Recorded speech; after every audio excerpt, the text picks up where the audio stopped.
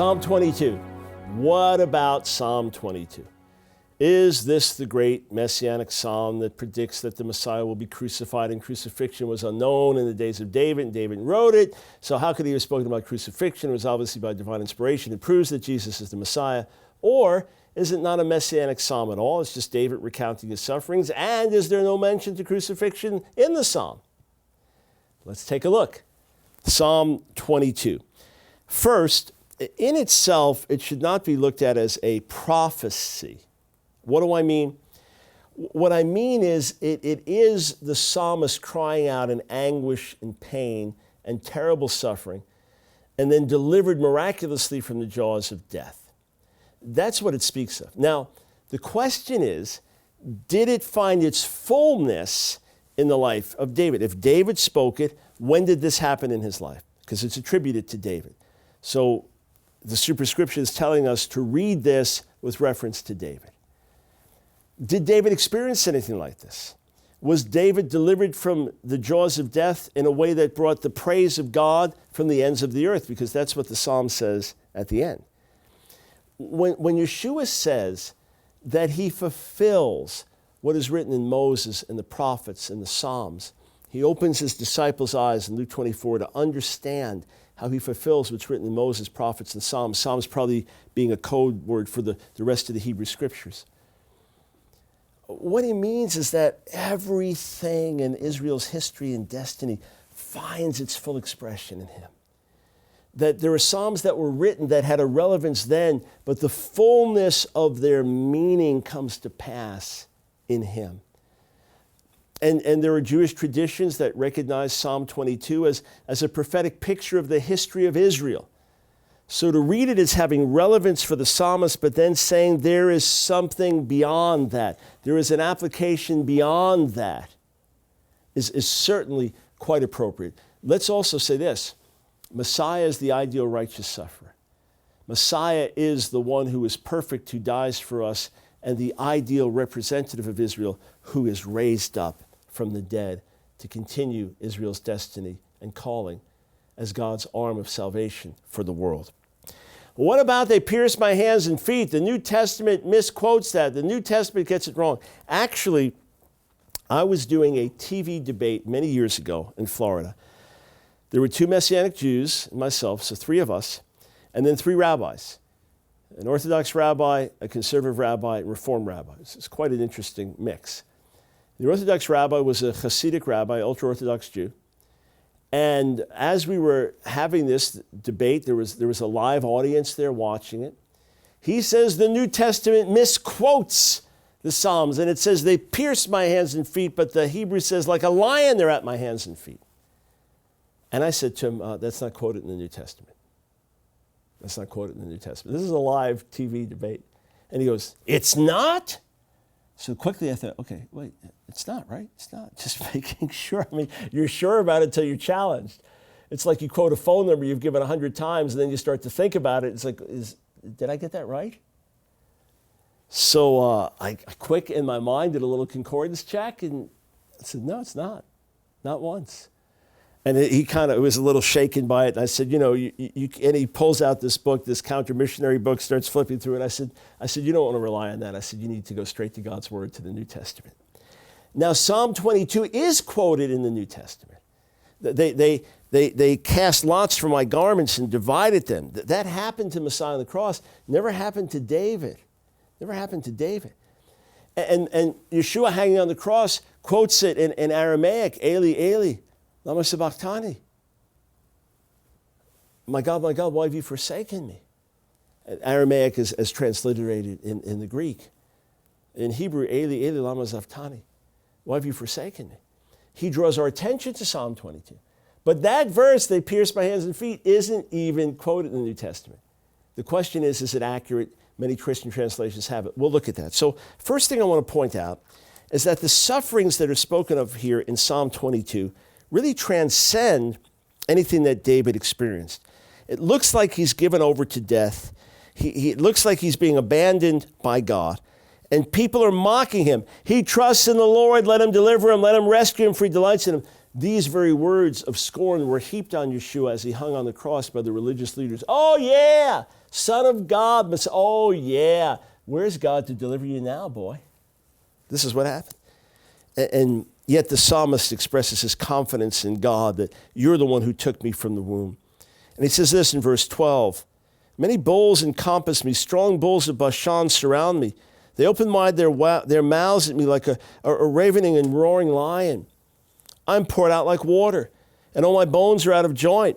My heart is like wax. It is melted within my breast. My strength is dried up like a potsherd, and my tongue sticks to my jaws. You lay me in the dust of death.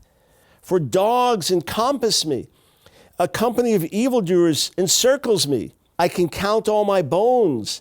They stare and gloat over me. They divide my garments among them, and for my clothing they cast lots. Now, all that literally happened to Yeshua. He's hanging there, crucified. His hands and feet pierced and ripped through with nails as he's nailed to the cross.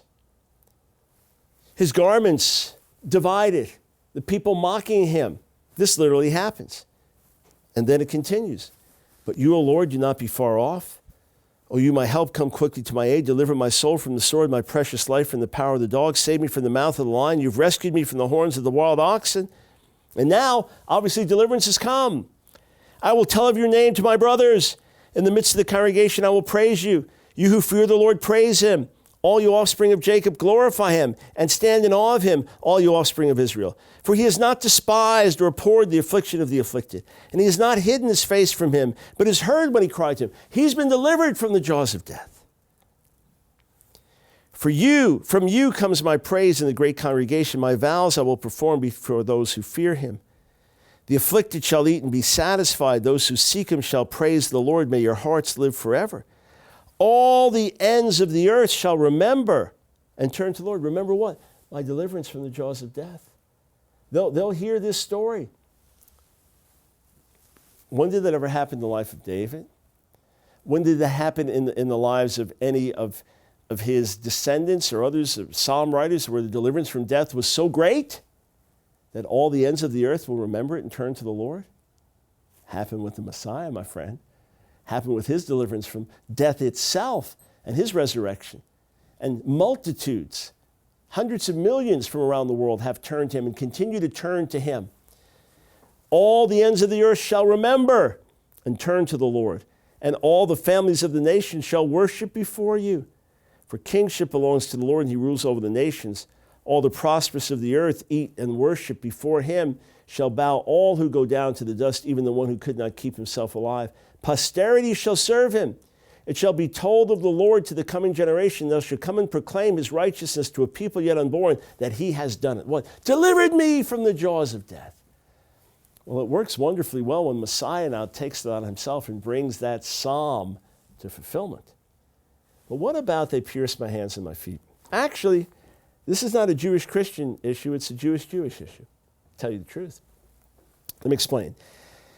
The vast majority of our Masoretic texts, there is not one Masoretic text, but thousands of manuscripts in the Masoretic textual tradition. The vast majority read Ka'ari Yadav, like a lion, my hands and feet. Now, the problem is this, that when you look at it contextually, something seems to be missing. So let's just look at this together, all right? So we start back. He's poured out to death, his tongue cleaving to the roof of his mouth. Kisvavuni, klavim, dogs have surrounded me, adant mereim, hikifuni, an assembly of the wicked encompasses me, kari adav raglai, like a lion, my hands and feet. Well, Rashi says, like a lion, they're mauling his hands and feet. Well, that works for me. Fine. Like a lion, they maul my hands and feet. If it means like a lion, it doesn't mean licking. Like a lion, they lick my hands and feet. No, they maul, they tear, they bite, scratch. So that would be an excellent description of what happens in crucifixion. But the oldest translation that we have of these words is the Septuagint, the Greek translation. And it renders with they pierced or they bore through. That's interesting.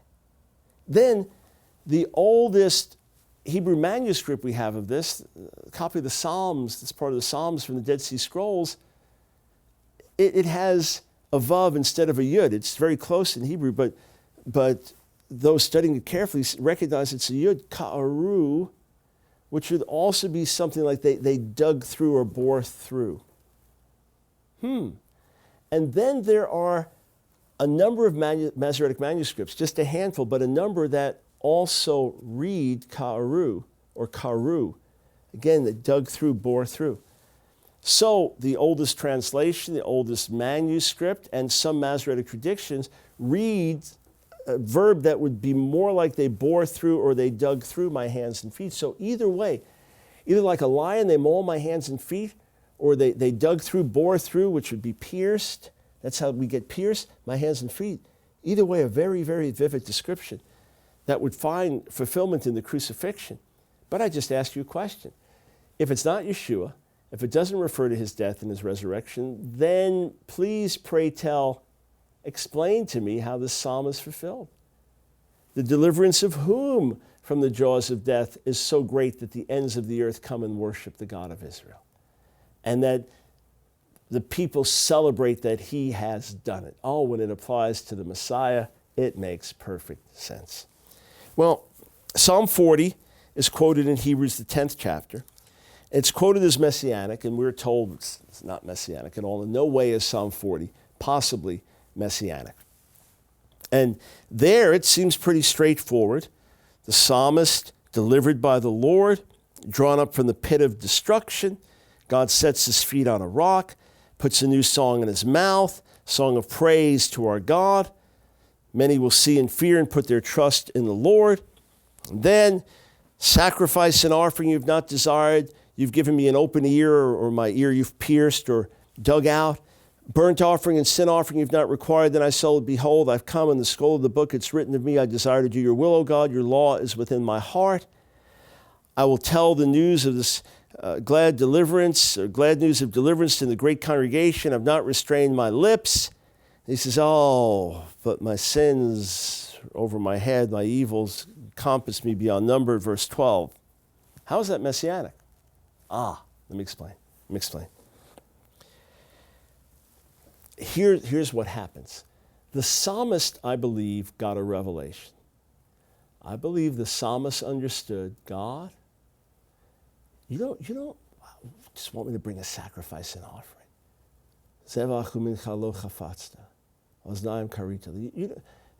You've opened my ear to understand. You give me understanding. Or perhaps you pierced my ear, meaning you have set me apart as a lifelong servant. I've been willingly set apart. There's debate about that exact meaning. We'll see in a moment, as the Septuagint understands it, it takes it as complete dedication. You prepared a body for me. Here I am, in other words.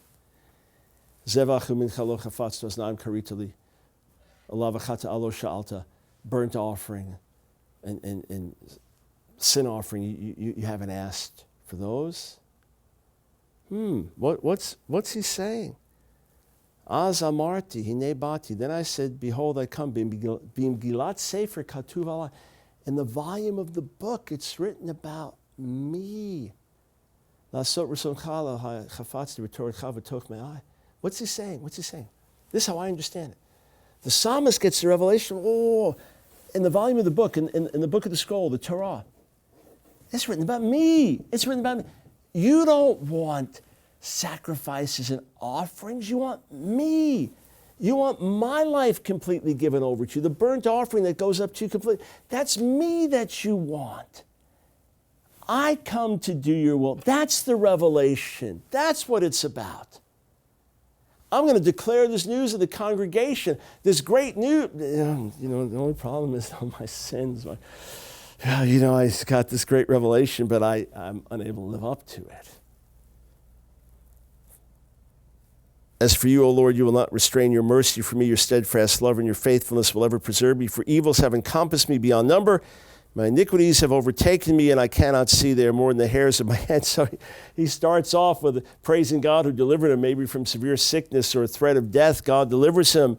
But now he's saying, Lord, deliver me and help me, and those who are against me, let them be put to shame, because I've got sin. So how is this applied to the Messiah? Hebrews 10 says when the Messiah comes into the world, this is what he says. In other words, what's ultimately written in the volume of the book? Ultimately written there in the Torah, it's about me. Sacrifice and offering. Messiah says, that's me. I come to do your will. Here I am. He's the one that fulfills it. The psalmist saw it but couldn't live it out. Messiah lives it out. Messiah fulfills it. That's what the text is saying. That's what you really wanted. It's me. When it talks about sacrifice and offering, you're actually talking about me, my life. Here I am. That's why the Messiah can quote those words, not as a direct messianic prophecy, but as the fullness of that psalm. What the psalmist couldn't do, the Messiah does. And the Messiah is perfect and sinless, as opposed to the psalmist who sinned. And when the New Testament quotes the words, "A body you prepared me," people say it scratched out what was in the Hebrew, and actually it mentions body later on in Hebrews 10, but that's not the big emphasis. The big emphasis is on these other words, sacrifice and offering. You didn't desire, I come to do your will. That's where the big emphasis is put. That's the major point, you see? So, yes, the Messiah comes, and he fulfills this. And he is the perfect sacrifice on our behalf. The fulfillment of what's written in Moses and the prophets and the Psalms, here he is. And when Hebrews is being written, it's being written to Greek-speaking Jews, so the Bible they'd be using is the Septuagint, the Greek Bible, and it says, "A body you prepared me."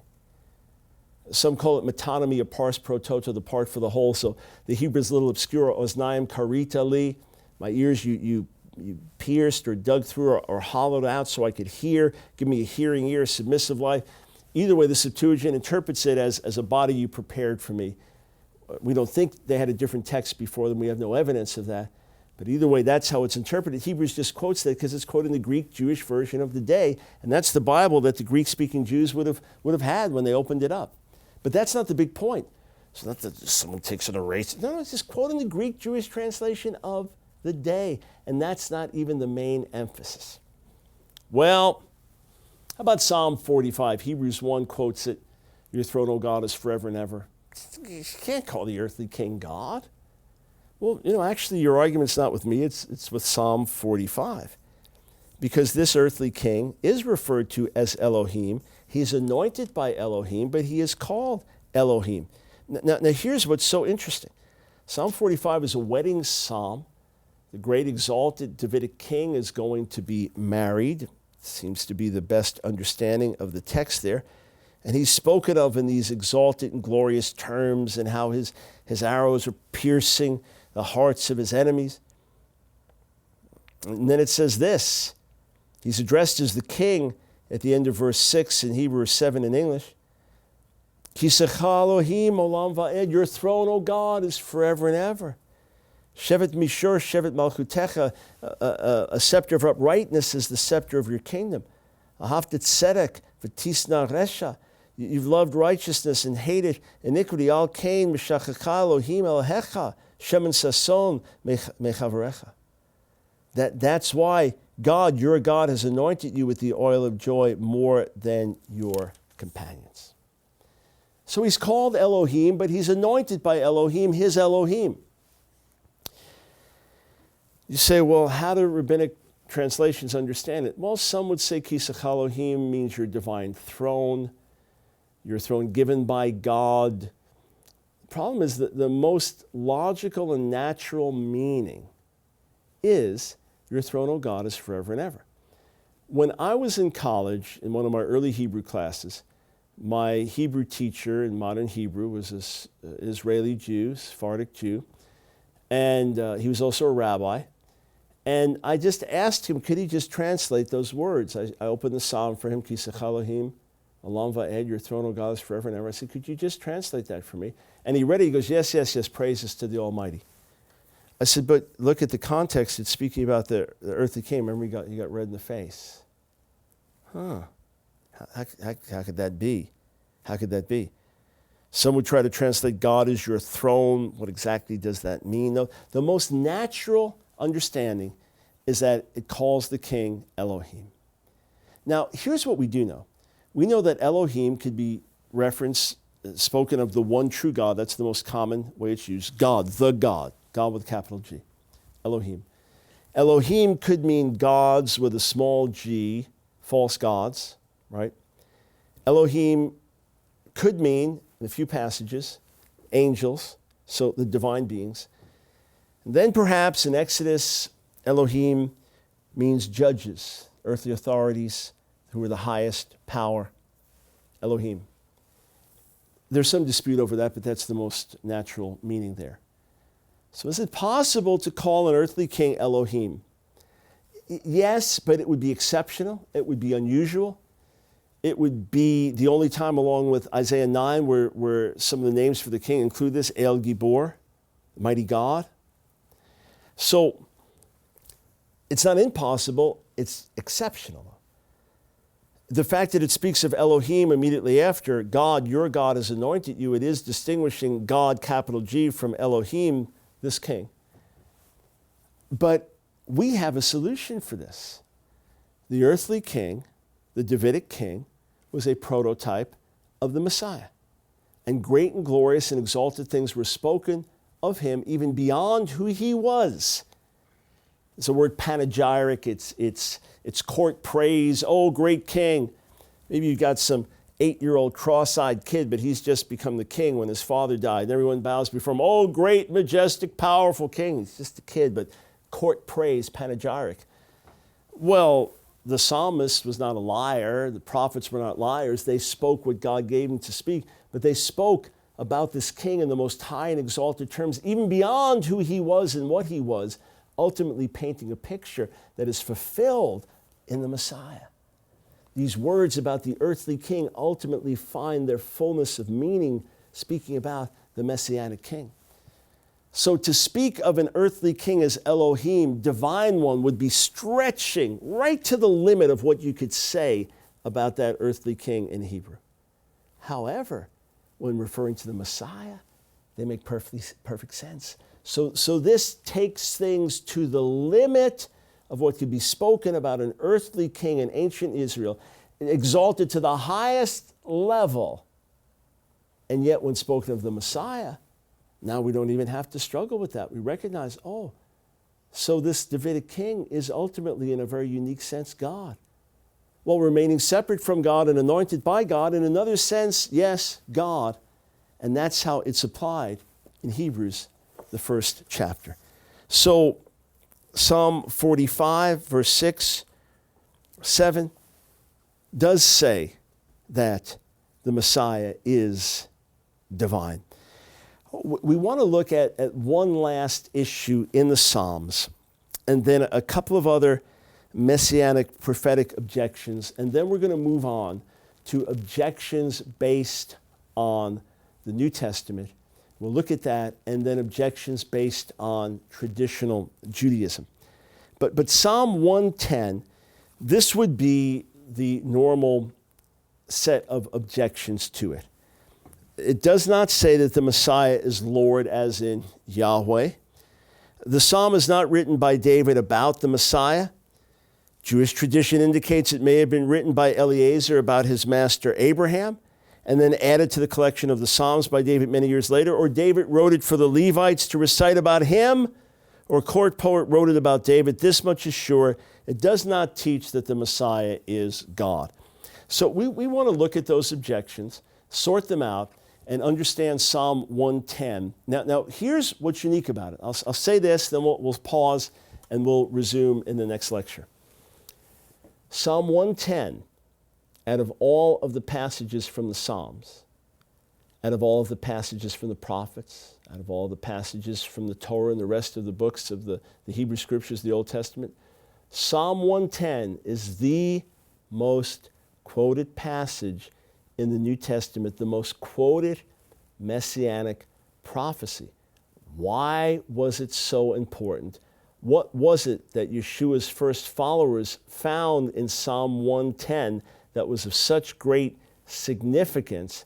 We want to take that up and we continue and recognize again that within the Psalms we have direct Messianic prophecies, but more times than not in the other Psalms, what we have is prefigurings of the Messiah, or the Messiah taking these Psalms to their full and complete meaning. As he said he was, he's the fulfillment of that which is written in Moses, the prophets, and the Psalms.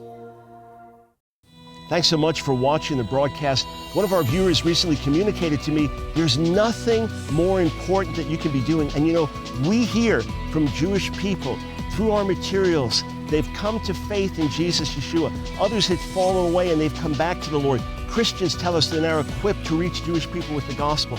And we have amazing open doors before us to reach more and more Jewish people than ever before, but we need your help. Everything we do is a team effort. Would you join together with us and become part of our team? Go to my website right now, askdrbrown.org, askdrbrown.org. Click on the support banner, the TV support banner, and join us. And for your gift of any size, I want to send you this book. I'm going to sign it for you.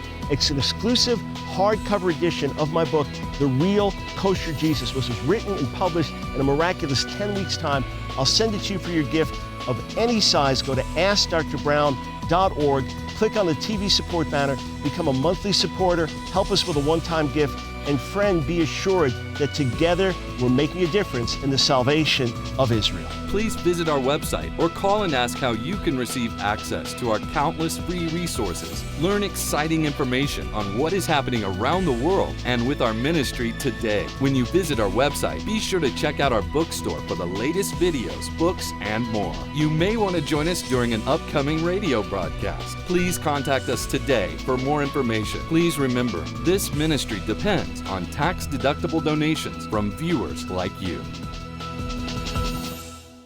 Thanks so much for tuning in this week to answering your toughest questions. So these weeks we are unfolding and unpacking the Messianic prophecies. Throughout the New Testament, Jesus and the apostles point back to the Messianic prophecies of the Bible, of the Hebrew Scriptures, and say, this is how you know that Yeshua is really the Messiah. So it's so important as we share our faith with Jewish people that we can rightly answer these questions. And if you're a Jewish person, maybe you've heard about the Messianic prophecies, you're watching the show, you don't believe in Jesus, you've been told they don't really apply to Jesus. Well, we're answering these every week right here on Answering Your Toughest Questions. So tune in to next week's broadcast. We will continue to unfold the Messianic prophecies. And if you have questions, if you're searching and seeking, please visit our website, askdrbrown.org. Check out our resources there. Contact us with your questions and join us right here next week.